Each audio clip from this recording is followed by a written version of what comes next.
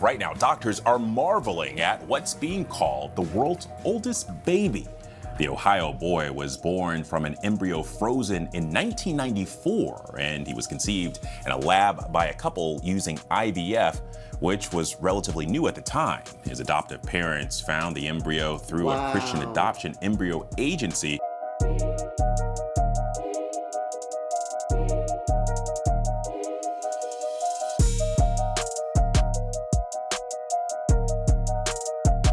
Bring in ABC News medical contributor Dr. Alok Patel.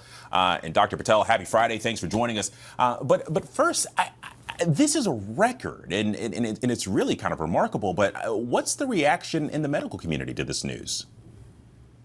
You know, Alex, I know people will see these headlines and think this is sci-fi, this is something of the future, but some of the physicians and scientists I've talked to are like, hey, no, this is what we can do with reproductive science and technology. The fertility doctors I've talked to, the reproductive endocrinologists, see this headline and say, yes, spread awareness that we can keep these embryos frozen for a very long period of time. But if you look at the broader conversation among the healthcare community, this really sits in that Venn diagram of human biology and development, scientific advancement, and ethics and individuality in kind of making these decisions for families. So yes, call it a scientific marvel, appreciate science, and realize that there's a lot of humanity in this story.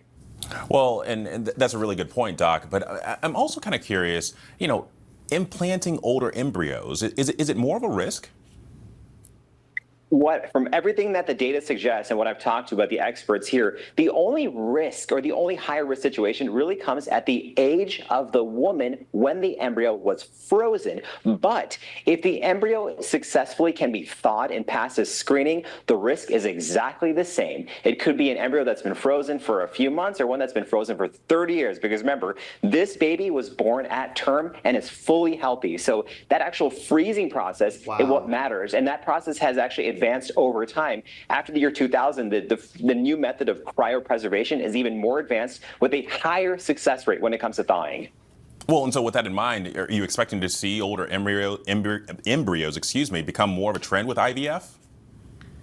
You know, in general, we are seeing higher rates of ART, that's assisted reproductive technology, and IVF is one of them. So there is an unknown question about what is going to happen with these potential millions of frozen embryos across the world. But Alex, we see that CDC birth rates are going down. The request for IVF is actually going up. About 2 to 3% of U.S. births are born from ART, and that's higher in some states. And it's unfortunately lower in other states as well, where people may want to seek this technology, but may not be able to because of access, healthcare policy in that state, or insurance coverage.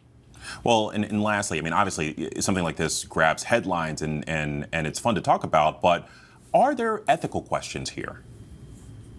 That's exactly right. So there are ethical questions, and these are questions that we should be asking and making sure that people are on the same page with, because it affects state-by-state policy. One of the biggest questions is, what is the future of frozen embryos that may not be put up for adoption? What is the ethical consideration when it comes to research, and who actually owns, I may say, that when it comes to embryos? So we have to have these conversations while we are talking about advancements in science and celebrating new births. I am very curious to hear what you people think about this situation, because I'm not too familiar with frozen embryos, and I didn't realize that this is even possible from somebody back in 1994, and basically he's born now in 2025. That's crazy.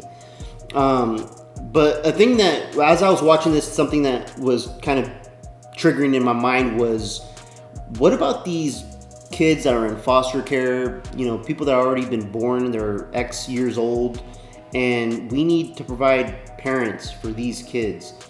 Should we be focusing more on those kids rather than kind of encouraging people to go this route in getting these embryos and starting from a clean slate? I know people are going to say, well, they want to have a baby and they want to be able to raise and teach the baby their ways and traditions rather than inheriting foster kids that already have been through certain things, and they kind of have to come in and kind of show them their ways in a different light. I mean, but in all sense, the point is there's already kids here on this planet, especially in this country where we have foster care systems.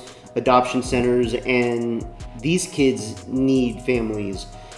Shouldn't they be a priority rather than these frozen embryos? Let me know what you guys think about that in the comments below. Like and subscribe, I would appreciate it. Till next time, peace out, everybody.